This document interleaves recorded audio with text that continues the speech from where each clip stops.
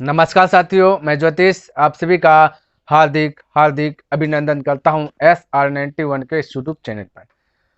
तो हमने क्या क्या चौथा चैप्टर जो कि कंप्लीट कर लिया ना। द्विघात समीकरण में जितना भी प्रश्न दिया था न्यू पैटर्न पे जो आधारित था टोटल हमने कंप्लीट कर लिया।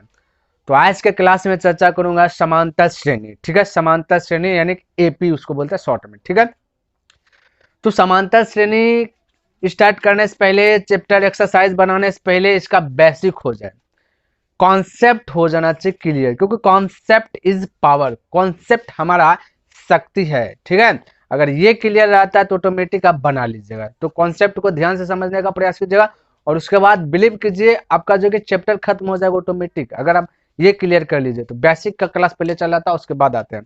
तो बेसिक में सबसे पहले बात समांतर श्रेणी है, आपका समांतर श्रेणी समझिएगा, समांतर श्रेणी। ठीक है, समांतर श्रेणी इसको समझ लीजिएगा तो समझिए तो आपका हो गया कल्याण। समांतर का मतलब होता है समान, ध्यान में रखना, समांतर का मतलब होता है समान, है ना। ध्यान से देखिए, अगर इसका संधि विच्छेद किया जाए, संधि विच्छेद किया जाए, मोटा मोटी सम धन अंतर, मोटा मोटी, ठीक है, ध्यान में, अंतर सम धन अंतर। ठीक है, तो सम का मतलब सम धन अंतर और श्रेणी का मतलब होता है श्रेणी प्लस। देखिए थोड़ा सा इसको समझिए भाई, देखिए चैप्टर में ही सारा जवाब छिपा हुआ रहता है। ये जो पांचवा चैप्टर है समांतर श्रेणी, इसी में पूरा एक्सरसाइज छिपा हुआ है, इसलिए इसको अच्छे प्रकार से समझिए। हमने इसको तोड़ा, सम धन अंतर, है ना, और ये आपका प्लस श्रेणी। तो सम का मतलब होता है समान, सम सम आना चाहिए, सम, विषम नहीं आना चाहिए। यानी कि जब भी और अंतर, सम क्या आना चाहिए, अंतर, और श्रेणी का मतलब सीरीज बाय सीरीज होना चाहिए, एकदम सीक्वेंस बाय सीक्वेंस जाना चाहिए। तो जैसे सम का मतलब दो, दो, ये एक से स्टार्ट करता हूँ, 1 2 3 4 5 6 7, ये सब डॉट डॉट जाते हैं। ठीक है, ये सब सम है, सीरीज बाय श्रेणी मतलब सीरीज होता है। ठीक है, तो सीरीज बाय सीरीज जा रहा है और समान है, क्या अंतर समान है, सम धन अंतर यानी समांतर। तो ये अंतर देखेगा एक और दो के बीच का वन, यहाँ दो और तीन के वन, 3 और 4 का वन, 4 और 5 का वन, 5 और 6 का वन, 6 और 7 का वन। तो यहाँ अंतर समान हो रहा है, इसीलिए इसको बोलते हैं समांतर। और श्रेणी का मतलब सीरीज, लगातार वही बढ़ते क्रम में जो भी हो या घटते क्रम में हो जाए, तो इसको बोलते हैं समांतर श्रेणी। ये माइंड में सेट कीजिए, बाकी कुछ नहीं। ठीक है, तो ये हो गया समांतर श्रेणी मतलब सीक्वेंस बाय सीक्वेंस। अब हम डायरेक्ट ये तीनों को मिला करके बोलेंगे, है ना, कैसे बोला जाए, जब जब कोई दी गई प्रश्न हो उसका अंतर समान हो, है ना, सीक्वेंस ये अंतर का समान हो उसे समांतर श्रेणी कहते हैं। दी गई प्रश्न का अंतर समान हो उसे समांतर श्रेणी कहते हैं। तो अब 1 2 जैसे आपका कुछ भी रह सकता है, जैसे हो जाए आपका 5, ये देखिए, ये 5 10 15 20, इसका भी अंतर समान होगा। देखिए अंतर 5, ये अंतर 5, अंतर 15 20 का अंतर 5। तो अंतर समान है तो समांतर श्रेणी कहलाएगा, अंतर समान नहीं तो समांतर श्रेणी नहीं कहलाएगा। तो ऑब्जेक्टिव में आपसे पूछेगा कि बताओ इनमें से कौन सा जो कि समांतर श्रेणी में है, तो बस वैसे चेक करना है। समांतर श्रेणी का मतलब अंतर समान होना चाहिए, और अंतर समान है तो एपी कहला गया, अंतर समान है तो एपी नहीं कहलाया। ठीक है, ये माइंड में सेट कीजिए, और है ना, और उसके बाद इसमें किस प्रकार से निकालते हैं, हल करते हैं, टोटल चीज में बताता हूँ। ये कॉन्सेप्ट क्लियर होना चाहिए, समांतर श्रेणी क्या है नहीं है। इसका पहचान की बात किया जाए, अगर मोटा मोटी पहचान की देखा बात किया जाए भाई, तो इस प्रकार से होगा पहचान। देखिए इस प्रकार से पहचान, यानी A1 A2 A3 A4, है ना, डॉट डॉट डॉट अनंत, अंतिम पद अनंत, इसको ये सब कॉमास लगेगा, ये 1 है, ठीक है, ये 2 है, ये 3 है, 4 है, इसी प्रकार डॉट डॉट डॉट जाते रहेगा, अनंत तक जाते रहेगी। तो यही पहचान है। अंतर दीजिए, देखिएगा तो यहाँ भी समान होगा, 1 और 2 के बीच का अंतर 1 का, 2 और 3 के बीच का अंतर 1 का, 3 और 4 के बीच का अंतर 1 का, अंतर 1 का है। और यहाँ पे अंतिम पद, और अंतिम पद अगर ज्ञात करना होता है तो फॉर्मूला भी वही हो जाता है। देखिए ए एन बराबर होता है ए प्लस एन माइनस 1, अंतर 1 का है इसलिए यहाँ पे 1 इंटू डी होता है फॉर्मूला। अच्छा, ये तो फॉर्मूलाज की बात कीजिए, ये सब आपको माइंड में सेट होना चाहिए, लेकिन इससे पहले एक चीज सेट कीजिए, ये जो A1 है ना, इसको बोलते हैं प्रथम पद।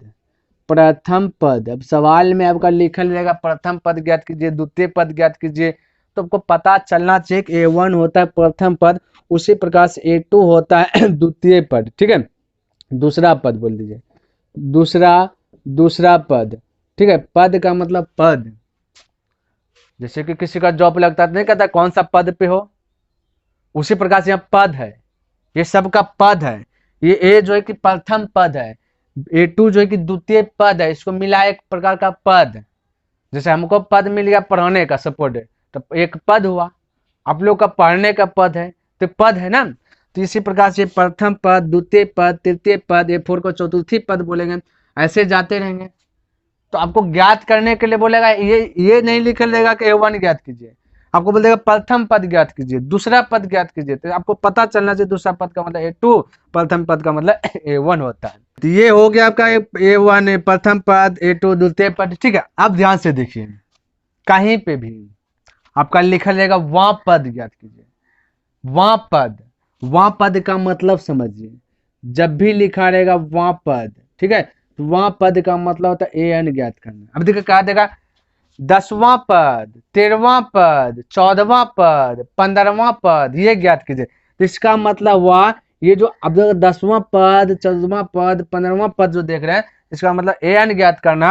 और AN ज्ञात करने वक्त आपका जो है यहाँ पे N जो आपका 15 पद, 10वां पद, 12वां पद, 13वां पद जो बोलेगा तो वो आपका N कहलाता है। ठीक है, जैसे बोलेगा 10वां पद ज्ञात कीजिए तो N होगा आपका 10, बोलेगा कि 14वां पद ज्ञात कीजिए तो N होगा 14। फॉर्मूला लगाइएगा AN बराबर। ठीक है, AN बराबर फॉर्मूला क्या होता है भाई, AN बराबर होता है AN बराबर होता है A plus N minus 1 into D. ये सब माइंड में सेट कीजिए, बाकी बात चैप्टर स्टार्ट करूंगा तो वहां पे थोड़ा सा नजारा ही अलग कर दूंगा। ठीक है, ध्यान में रखना, लेकिन अभी बेसिक जो है ये आप माइंड में सेट कीजिए। तो ध्यान में रखना, जब भी वहां पद बोलेगा तो AN आपको ज्ञात कर लेना। ठीक है, अच्छा, जब भी आपका योग पूछ दे, योग से पहले थोड़ा सा देखा जाए कि ये जो डिफरेंस की बात किया जाए। ठीक है, डिफरेंस, थोड़े से डिफरेंस पे चर्चा कर लेता हूँ भाई, डिफरेंस को डी से सूचित करता हूँ। तो डी का फॉर्मूला लगता है, जैसे कि डी का फॉर्मूला हमें डी निकालना होगा ना, क्योंकि यहाँ पे डी दिखा गया ना, एन में डी आ गया, तो डी तो पता नहीं है, तो डी पता करने के लिए फॉर्मूला यूज करते हैं A2 माइनस A1, यानी कि बड़का पद में जस्ट छोटा वाला पद घटाते हैं। जस्ट का मतलब तुरंत उसके छोटा होना चाहिए, ज्यादा भी छोटा नहीं होना चाहिए। तो डी निकालेंगे A2 माइनस A1, बोलेगा सर जी A2 माइनस A1 ही कर सकते हैं क्या, क्या ये वाला हम नहीं लगा सकते, अगर डी निकालना है तो हम ये कह सकते हैं क्या A3 माइनस A2, बिल्कुल भाई आप ये भी कह सकते हैं। बड़का में छोटका घटाना जस्ट, यानी A3 माइनस A2, 2 के बाद 3 आया, अब कहिएगा A3 माइनस A1 तो गलत हो जाएगा ना, तो वहां पे फिर ज्यादा आप जस्ट वाला नहीं, थोड़ा ज्यादा अंतर ले लिया, तो 3 2, यानी कि बीच का गैपिंग 1 का होना चाहिए।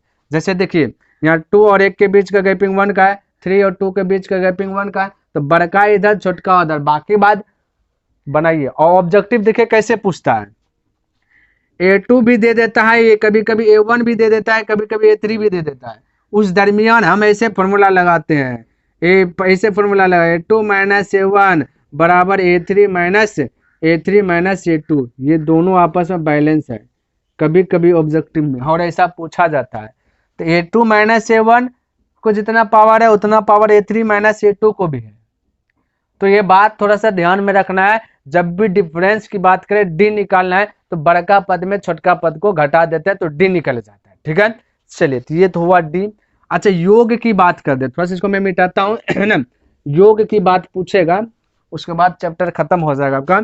योग योग योग कहीं पे लिखा रहेगा तो इसका मतलब होता है SN ज्ञात कीजिए। तो SN बराबर फॉर्मूला आता है स्पेशल SN के लिए N/2 into 2A plus N minus 1 into D. बस इतने सब मोटा मोटी याद कर लीजिए ना, और दूसरा चीज अगर याद नहीं भी है तो आपका चैप्टर खत्म हो जाएगा, भले ही किसी में टाइम ज्यादा लगे लेकिन चैप्टर खत्म हो जाता है। ध्यान रखना, तो ये सब चीज याद कर लीजिएगा। ठीक है, ये सब चीज समझिए तो आपका बेसिक है। अब बाकी बात अगर कुछ गलती से छूट भी गया है तो उसको चैप्टर में जो है कि कवर करते जाऊंगा, और वहां पे थोड़ा सा हमने क्या बोला ना पहले, वह नजरिया ही अलग होगा। ठीक है, चलिए, तो ये आपका बेसिक था, बस इतना सही बेसिक रखिए। आपका जो कि पूरा जो कि नंबर मिल जाएगा। जो भी पूछेगा इसी सब में से आएगा, है ना। तो चलिए अब जो कि चैप्टर को स्टार्ट करता हूं 5.1। क्लियर है। देखिए ये आपका आ गया 5.1। ठीक है, समझने का प्रयास कीजिएगा, ये भी आपका बेसिक ही है, समझिएगा। यहाँ पे देखिए क्वेश्चन क्या दिया गया ये पढ़ लेता हूँ। ठीक है, कहता है कि निम्नलिखित स्थितियों में से किन स्थितियों में संबंध संख्याओं की सूची एपी है और क्यों। कहता है एपी है और क्यों है ये बताना। जैसा कि एक नंबर कहता है प्रत्येक किलोमीटर के बाद का टैक्सी का किराया, जबकि प्रथम किलोमीटर के लिए किराया दिया 15 रुपया। कहता है 1 किलोमीटर जाओगे तो 15 रुपया लग जाएगा भाई। फिर कहता है और प्रत्येक अतिरिक्त, कहता अब अगर आगे और जाओगे 1 किलोमीटर तब क्या कहता है कि 8 रुपया ही लगेगा बेसी, ये कहता है। तब इसको हल करके बताओ, ये कहता है। यानी कि 1 किलोमीटर गए पहली बार तो 15 रुपया लिया, और जैसे फिर से 1 किलोमीटर आगे जाएंगे तो 8 रुपया ही बोला जुटेगा। ठीक है, तो यहाँ पर वही चीज हमने लिखा कि दिया है प्रथम किलोमीटर के लिए टैक्सी का किराया 15 रुपया, तब प्रत्येक अतिरिक्त किलोमीटर के लिए टैक्सी का किराया 8 रुपया, यानी अलग से जाएंगे तो 8 रुपया। चलिए अब इसको देखते हैं सीक्वेंस है कि नहीं। अब 1 किलोमीटर गए तो हम दिए 15 रुपया। ठीक है, 15 रुपया दिए, प्रश्नानुसार से आ जाते हैं तो प्रश्न के अनुसार से लिख देते हैं यहाँ पे प्रश्नानुसार। ठीक है, प्रश्नानुसार अगर आप यहाँ तक समझ गए हैं तब बोलिए 15, 1 किलोमीटर गया तो 15 रुपया, और जैसे आगे जाएंगे 2 किलोमीटर, 2 किलोमीटर बोल रहा हूँ। ठीक है, तो 15 में से 8 जुट जाएगा तो कितना हो जाएगा, बोलिएगा कि 15 में से 8 जुटेगा 23। तो डायरेक्ट हम 23 लिख सकते हैं कि नहीं। और प्रथम बोल रहे हैं, ध्यान, प्रथम में 15 और द्वितीय किलोमीटर 2 किलोमीटर जैसे जाए 15 में 8 जुट जाएगा तो बोलिएगा 23, फिर 8 जोड़िएगा, या तो फिर लिखते रहिए। लेकिन आप अगर समझ में आए तो जैसे मैं बोल रहा हूँ वैसे लिख दीजिए। प्रथम किलोमीटर के लिए 15 रुपया, और जैसे दूसरा किलोमीटर जाए 8 बढ़ेगा तो 15 8 कितना हो जाएगा 23। चलिए यहाँ पे लिख देता हूँ। दूसरा किलोमीटर जाएंगे 15 + 8, और इसके आगे जाएंगे तो 2 को 8 रुपया हो जाएगा। यानी कि हम कह सकते हैं कि 15 + 2 को 8 जुट जाएगा, और आगे जाएंगे तो फिर हम कह सकते हैं कि 15 + 1 2 3 किलोमीटर जाएंगे तो 3 को 8 जुटे, ऐसे करके जाते रहेगा।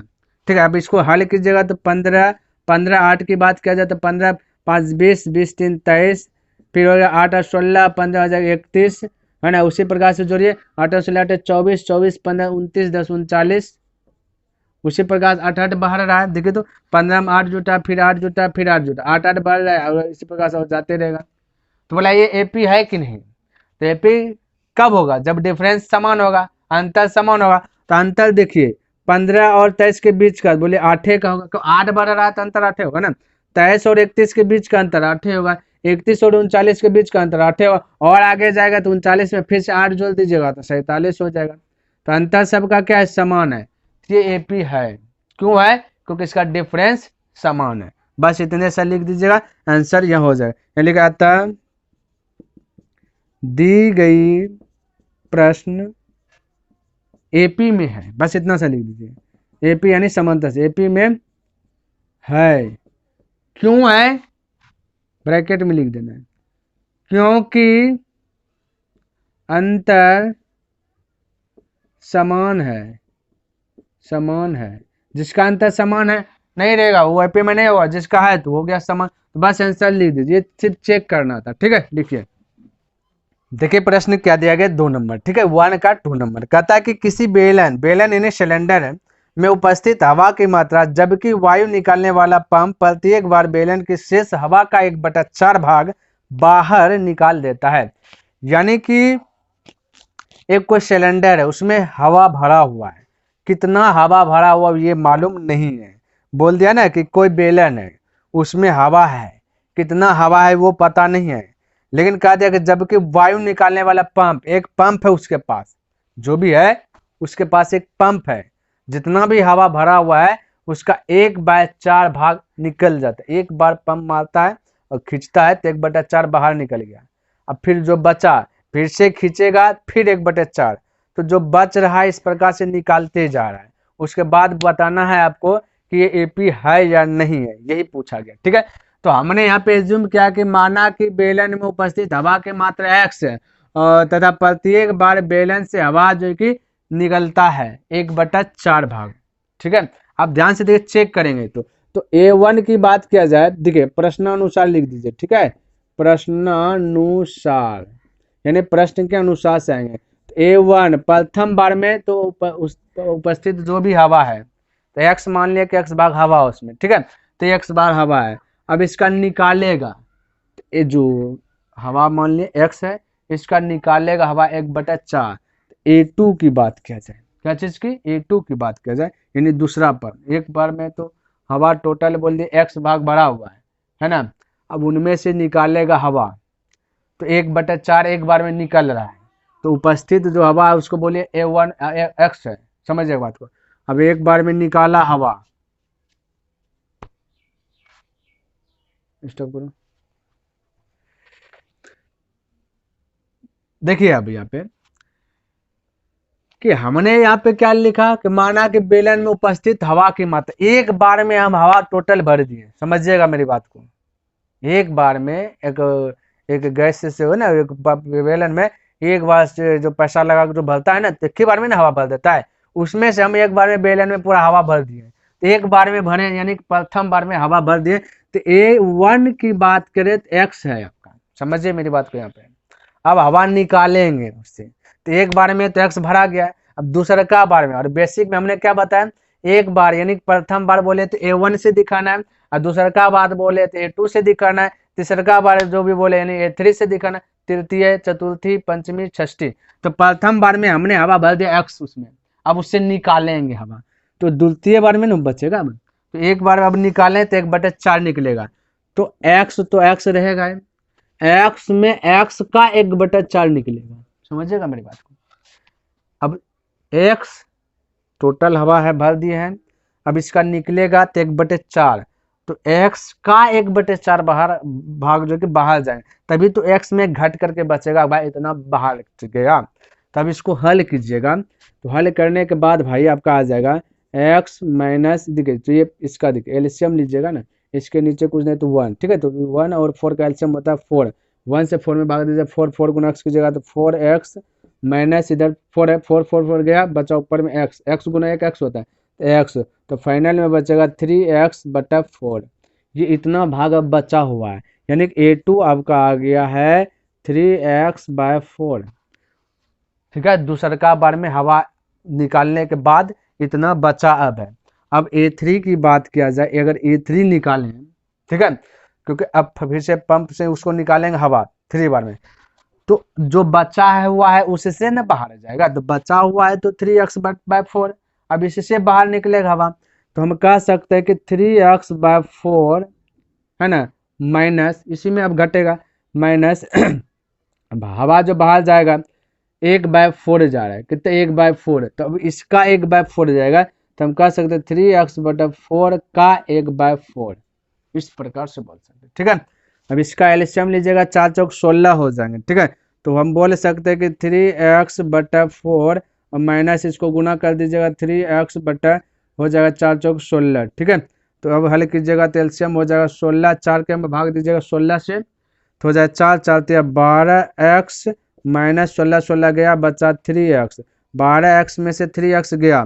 ठीक है, हो सकता है आपको नीचा नहीं दिखे, तो चलिए 12x में से 3x गया, तो A3 बराबर, क्योंकि A3 है ना, अगर हम और आगे बढ़ाओ ना तो A3 अगर यहाँ लिखूंगा तो यहाँ पे या लगेगा, ध्यान में रखना, A3 लिखा तो या नहीं लिखा तो या नहीं, तो 12x में से 3x बच जाएगा, बचेगा 9x/16। उसी प्रकार से जाते रहेगा, तो हम डायरेक्ट लिख लेता हूँ कि जो आपका AP है या नहीं, यही चीज न चेक करना है। तो आपका आया प्रथम पद x, द्वितीय पद क्या आया भाई 3x, द्वितीय पद देखिए कहाँ पे है, द्वितीय पद यहाँ पे है ना, 3x/4 आया, देखिए यहाँ पे 3x/4 आया, द्वितीय पद आया है 3x/4। तृतीय पद की बात किया जाए तो तृतीय पद आया है यहाँ पे जो 9x/16। अब अंतर जब ज्ञात कीजिएगा तो इसका अंतर सेम नहीं होगा, यानी डिफरेंस समान नहीं होगा, तो इसको डायरेक्ट लिखिएगा, दी गई प्रश्न प्रश्न एपी में नहीं है। ठीक है, क्योंकि लगा दीजिएगा, क्योंकि अंतर समान नहीं है। बस इतना सा लिख दीजिए, अंतर इसका समान नहीं होगा, हो गया आंसर। जो पूछा था वही बताना है। ठीक है, चलिए लिखिए। देखिए यहाँ पे प्रश्न आपका देखिए 3 नंबर देख लीजिए, है ना, पढ़ लेता हूँ थोड़ा सा। कहता है कि प्रत्येक मीटर की खुदाई के बाद एक कुआं खोदने में आई लागत, जबकि प्रथम मीटर खुदाई की लागत 150 रुपया है और बाद में प्रत्येक मीटर खुदाई की लागत 50 रुपया कहता है बढ़ती जाती है। तो बताओ एपी है या नहीं है? शुरू में ही बोल दिया गया है ना। तो एपी होगा कब? जब डिफरेंस समान होगा। और ऐसा प्रश्न 1 नंबर में बता इस टाइप का, तो वो एपी था, तो ये भी एपी होना चाहिए। वहाँ 8 रुपया बढ़ रहे थे टैक्सी में, यहाँ खोद रहा है कुआं 50 रुपया बढ़ रहे हैं, तो एपी होना चाहिए। तो थोड़ा सा हल करके देख लूंगा। तो हमने यहाँ पे माना होना कुछ नहीं दिया गया है, तो लिखा दिया है ना। बनाने से पहले हल देना है। प्रथम मीटर खुदाई की लागत 150 रुपया और तथा प्रत्येक अतिरिक्त मीटर खुदाई की लागत अलग से। जब आगे खोदा 1 मीटर, पहली बार 1 मीटर खोदा तो थोड़ा सा देखिए शुरू में खोदा ना, तो थोड़ा सा टाइम लगा उसको, तो 150 रुपया ले लिया। अब उसके अंदर बोला खोदेंगे तो 85 रुपया लगेगा एक्स्ट्रा। अब जितना खोदवाइए 1 किलोमीटर अंदर उतना 50 रुपया ही बढ़ेगा, ये बोला। तो बस कोई दिक्कत। तो 1 मीटर यानी प्रत्येक का मतलब था 1, तो प्रथम पद यानी कि प्रथम पद यानी A1 आपका हो गया है 150। अब अगर A2 के बाद दूसरा मीटर खोजेंगे तो A2 बोलेंगे, तीसरा मीटर को A3 बोलेंगे, चौथा मीटर को A4 बोलेंगे। ध्यान में, तो जैसे A2 किया तो क्या होगा ना, 150 में 50 बढ़ा, है ना, तो हो जाएगा कितना बोलेगा 200। उसी प्रकार से अगर A3 की बात किया जाए तो 150 ही है, तो 2 बार 50 बढ़ जाएगा, नहीं 50 प्लस 50, या डायरेक्ट आप कह सकते हैं यहाँ पे 50 लिख देना है, 50 होगा। या फिर आप डायरेक्ट कह सकते हैं कि 200 प्लस 50, नहीं, या फिर 150 में 50 प्लस 50, जैसे सहूलियत हो वैसे कीजिए। तो हो जाएगा 200 और 50 हो जाएगा 250। और अगर हम ये एक और ये खोद देंगे आगे तो और 50% बढ़ जाएगा मेरा, यानी कि पहले तो 150 है, 150 है, अब के बाद और आगे खोले 3 बार 50 जुट जाएगा। ठीक है, तो हो जाएगा कितना 300 रुपया। अब देखेंगे एपी है कि नहीं है। तो यहाँ पे लिख लेते हैं समांतर श्रेणी ये एपी में है या नहीं है। तो A1 A2 A3 आइए, आया 150 और एक आया क्या चीज एपी, यहाँ पे लिख लीजिए, कोई दिक्कत एपी में है ना। एपी लिख लीजिए, 150 है, 200 है, फिर 250 है, फिर 300 है, इस बार जाएगा। अंतर की बात करिएगा 50 का सब में अंतर है, 50 जोड़े 50 से ना आएगा। और जब अंतर समान है तो समांतर श्रेणी है, ये तो शुरू में बेसिक में ही क्लियर किया। तो आंसर लिख दीजिएगा ना, अतः दी गई प्रश्न है ना, दी गई प्रश्न एपी में है। ठीक है, क्योंकि कारण दे दीजिए, क्योंकि भाई, क्योंकि अंतर समान है। ठीक है, तो हो गया कारण उरण सब आंसर आ गया। क्लियर है, चलिए लिखिए। देखिए यहाँ पे ये जो दिया गया है 4 नंबर है ना, 1 का 4 नंबर, कहता है कि खाते में प्रत्येक वर्ष का मिश्र धन, जबकि 10,000 रुपये की राशि 8% वार्षिक की दर से चक्रवृद्धि ब्याज पर जमा की जाती है। कहते जमा की जाती है और चक्रवृद्धि ब्याज पर जमा की जाती है खाता में पैसा। ठीक है, चक्रवृद्धि का ब्याज का मतलब था ब्याज का भी ब्याज, एक होता है साधारण ब्याज, एक होता है चक्रवृद्धि ब्याज। ठीक है, तो चलिए इसको भी देख लेते हैं, ये भी एपी में है कि नहीं। जब ब्याज का ब्याज लग रहा है तो ये एपी में होगा कि नहीं होगा। ठीक है, नहीं समान रकम बढ़ेगा कि नहीं बढ़ेगा। ऐसे तो आप बता सकते हैं ब्याज का ब्याज लगेगा तो अंतर तो डिफरेंस समान होगा ही नहीं होगा। मान लेते हैं हम किसी से 10,000 पैसा लिए, 1 साल में हो गया मेरा 10,500 रुपया। अब वो 500 रुपया का ना भी ब्याज बढ़ेगा दूसरे का साल में जब देंगे, तो अंतर समान कदापि भी नहीं होगा। ठीक है, लेकिन फिर भी बनाते हैं। तो ये मूलधन आपको दिया गया 10,000, रेट की बात किया जाए ये आपका दिया गया 8%। ठीक है, हमें निकालना चक्रवृद्धि ब्याज की 1 साल में कितना लग रहा है, उसके बाद दोनों को ज्वाइंट कर देंगे तो उतना देना पड़ेगा, उसको कहते हैं मिश्र धन। तो मूलधन प्लस चक्रवृद्धि ब्याज जैसे कर देंगे तो वो हो जाएगा आपका मिश्र धन, यानी कि अगर उसको देना है तो उतना रुपया आपको लगेगा, जिसको भी मैंने खाता में रखना है तो उतना रुपया। ठीक है, तो चलिए हो जाएगा जमा। तो यहाँ पे देखिए चक्रवृद्धि ब्याज निकाल लेते हैं, तो चक्रवृद्धि ब्याज निकालने के लिए हम क्या करेंगे ना, ये CI बोलते चक्रवृद्धि ब्याज को, समझिएगा मेरी बात को, ठीक है। एक ही लाइन में अगर निकाल लेता हूँ ना, एक ही लाइन में अगर निकाल लेता हूँ मिश्र धन, देखिए समझिए, ये आपका मूलधन जो है ना A1 है, पहली बार में 10,000 रुपया है ना, 10,000 रुपया खाता में जमा किया। अब 1 साल के बाद जो निकलेगा उसका पैसा, वो चक्रवृद्धि ब्याज 8 रुपया दे रहा है, 8 रुपया यानी कि 8% चक्रवृद्धि ब्याज आपको बैंक दे रहा है उसको, है ना। तो 1 साल के बाद निकालेगा तो भाई 10,000 का कितना पैसा बाहर आएगा, ये बताना। तो हम कह सकते कि A1 हो गया पहला बार में, दूसरा बार A2 से डिनोट करते हैं, ध्यान में रखना, A2 से डिनोट करते हैं दूसरा बार, डायरेक्ट यहाँ बना रहा हूँ, ठीक है। तो 10,000 तो वही है, उसका रकम तो जमा किया 10,000 बैंक में, 8% चक्रवृद्धि ब्याज दे रहा है साल में, तो यहाँ प्लस होगा, जो भी आपका 1 साल के बाद जाएगा निकालने तो जो भी आएगा तो प्लस होकर आएगा। हम कह सकते हैं 10,000 का 8%, परसेंट का मतलब परसेंट डिलीट कीजिएगा 100, इस प्रकार से हो जाएगा।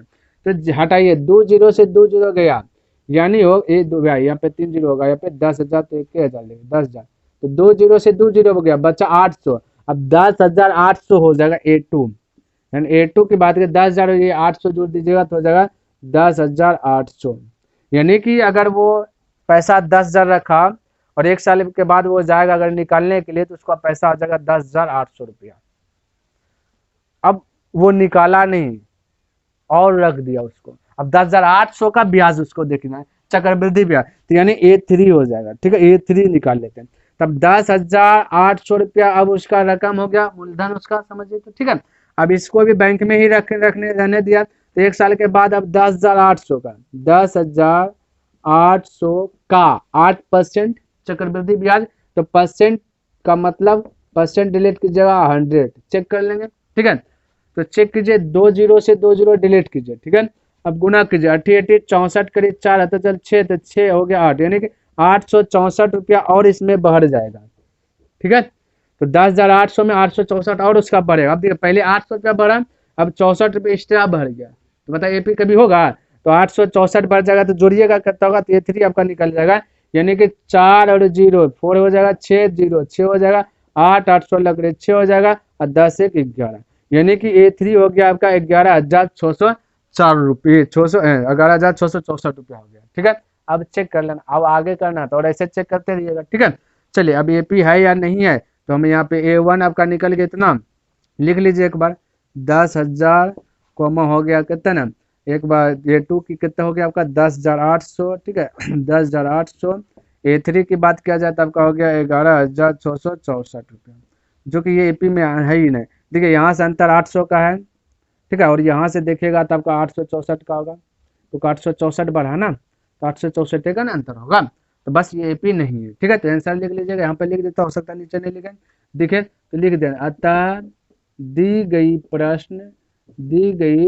प्रश्न AP में नहीं है, क्यों भाई, यहाँ कारण देना, क्योंकि अंतर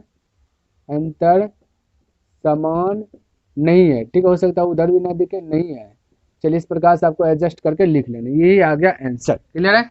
चलिए उम्मीद करता हूँ हमने जो आपको बेसिक बताया आपका बेसिक भी कंप्लीट हो गया, और 5.1 में 1 में जो 4 नंबर प्रश्न दिया था, 1 का 4 नंबर प्रश्न वो भी कंप्लीट कर लिया, और आपको अच्छी प्रकार से लर्न हो गया होगा और पसंद भी आया होगा। अगर पसंद आया तो इस वीडियो को लाइक कर दीजिए, सब्सक्राइब नहीं किए तो इस चैनल को सब्सक्राइब कर दे, और कमेंट करके बताइए कि यह वीडियो आपको कैसा लगा। तो नेक्स्ट दिन मैं मिलता हूँ इनसे आगे लेकर के, तब तक के लिए धन्यवाद। जय हिंद, जय भारत।